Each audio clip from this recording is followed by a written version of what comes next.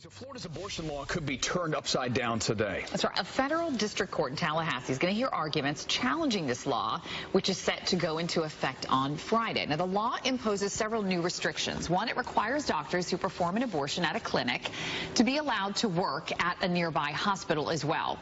And two, it requires the state to inspect half of abortion clinic patient records each year.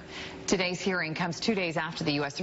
down a similar law in Texas. The high court ruling that law placed an undue burden on women who are seeking an abortion. And pro-choice advocates say that Florida's law would do the same. And right now we're going to bring in our good friend and attorney Whitney Boan to talk more about it. Hi, Whitney. How are you? Good. How are you doing? So, okay, good. First, do you foresee a judge halting Florida's law before it even goes into effect because we are now seeing the Supreme Court ruling? I don't know that I do. I think what the difference is here is the Supreme Court's ruling regarding the Texas law from 2013 hinged largely on the fact that after the implementation of the 2013 law, most of the abortion clinics in Texas had to close down because they couldn't comply with the standards that were similar with regard to having a physician performing abortions, be it an admitting physician at a hospital within 30 miles of the clinic where the abortions were being performed.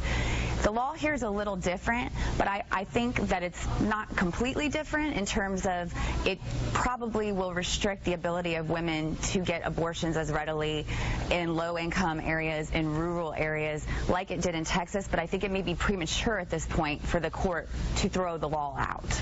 Okay, so will the Supreme Court be forced to look at our law because it is a little different than Texas? They can't necessarily say, well, just look at what we said about Texas because it's not the same.